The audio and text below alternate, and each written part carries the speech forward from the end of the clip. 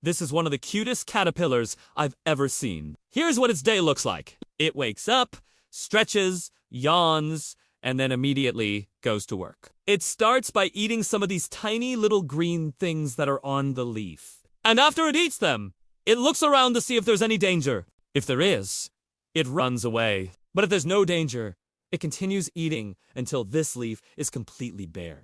After that, it moves on to the next leaf, which is slightly further away. And again, it begins eating, but not before taking a little break to look around. It seems to be looking for something in particular, perhaps another caterpillar to chat with. After eating, it does a little dance. It crawls forward, then backward, and then takes a little nap. It seems very satisfied with its work so far. It's been eating non-stop, and now it's time for more.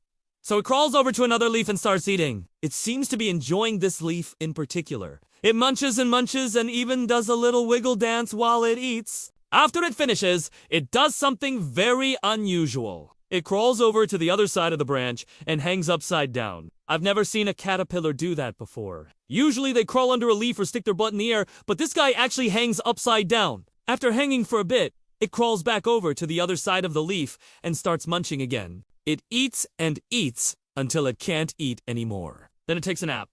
It must be very happy with all the food it ate today. As the sun begins to set, it crawls over to this leaf and begins eating.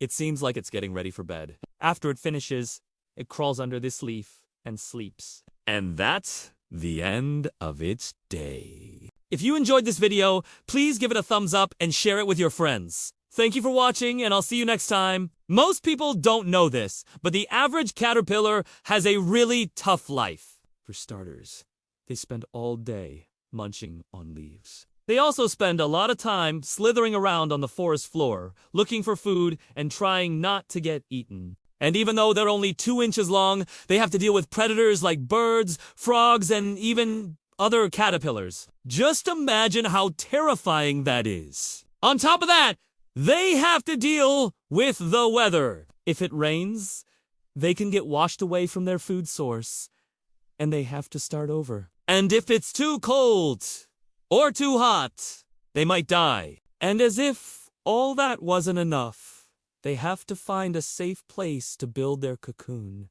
It has to be somewhere with enough food for when they come out as an adult. Somewhere that's big enough for them to crawl into, and somewhere that will keep them safe from predators. Some caterpillars are more chill about the whole thing. They just kind of go with the flow, which in many cases works out for them because it's all about adapting and being flexible. If you're a caterpillar who S2, stressed out about finding food or a place to build your cocoon, you're more likely to get eaten. So it's important for caterpillars to be chill. Now, some caterpillars do take life a little too seriously, like this guy. He is so stressed about finding food that he does not take the time to look both ways before he crawls out into the middle of the road.